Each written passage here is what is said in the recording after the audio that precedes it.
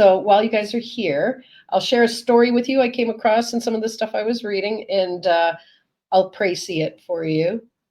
But it has to do with a teacher using the Reiki principles and being reminded that they're important.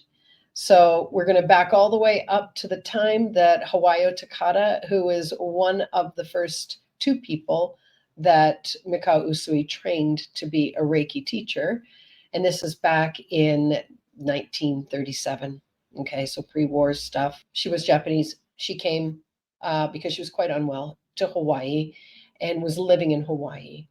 And her mentor slash colleague, Chijiro Hayashi, who is Japanese and running the Reiki Institute in Japan, came for a visit, a 6-month visit to see her in October of 1937. And he stayed until, I think, February of 1938. So, he had that little kind of 5 months, 6 months scheduled visit with her.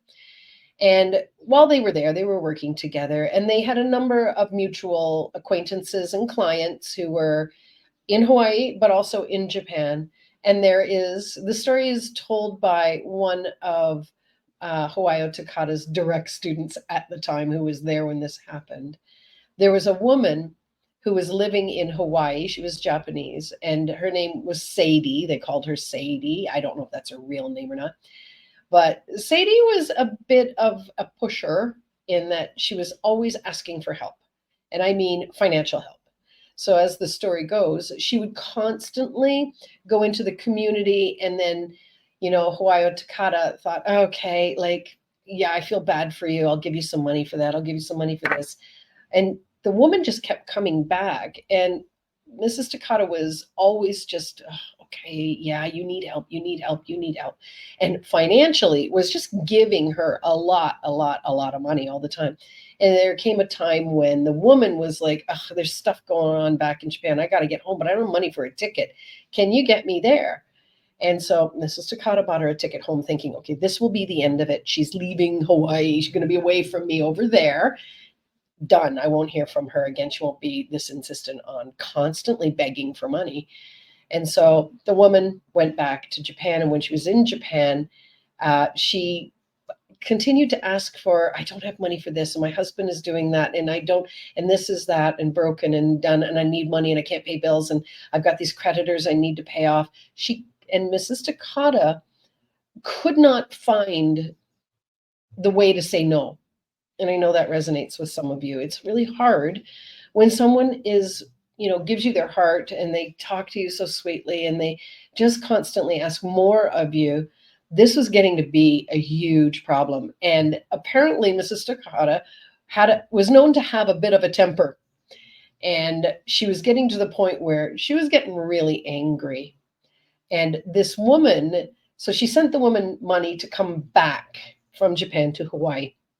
The woman basically spent the money on clothing and then hit her up again for more money for the ticket. And she goes, I'm coming there. It's different weather. I don't have clothes. I had to buy a new wardrobe. I just need to get there now. So Mrs. Takata, again, gave in and paid for this woman. I don't quite know the depth of the relationship and why she felt this need to constantly give her money, but she did. And when she did, she was angry.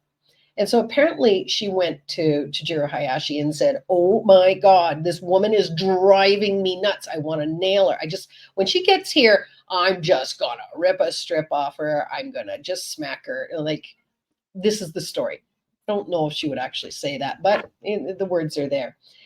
But Chijiro Hayashi, and I'm going to quote him on this. He said to her, if you fly off the handle, you will be hurting yourself. So do not anger. So he threw at her that first Reiki principle for her to reconsider. And as she reconsidered it, she was like, yeah, I need to be living by these Reiki principles. And while I'm angry and I can honor my anger, I don't need to act on my anger. So he gave her a little bit of time to see how triggered she was and how upset she was by this woman's continued requests, and to set her trigger aside and to choose a new way forward in dealing with this woman. So the woman came back, And this is it. She told herself with a deep breath, I will not anger today, when Sadie was coming back to the house. And here's apparently what she said. And I'm going to read it with the tone that I would hope that she delivered it in. I'm not sure because they don't tell us what tone she delivered it in. You'll see what I mean in a minute. Do you see that doorway and the veranda beyond it and the 6 steps down to the walkway? Please go down there and out the gate and never come back again. I have no ears to hear you. Those are pretty direct, get out of my face words. The tone softens it. And the tone, I think, can come from really onboarding that you're not angry, you're being insistent, you're making a choice, you're standing up for yourself. Now move on. And she could walk away from that, having said exactly the words she wanted to use, but said them from a point of do not anger. And as a Reiki teacher, it's kind of her obligation, and it's kind of what we all, as Reiki teachers, should strive to live in, especially when we're dealing with clients. If we're not going to, walk the talk, then what are we doing? So practicing doing those things is really important. Now, those words, they're very, very direct. And if you read it with one voice, you could hear her screaming them.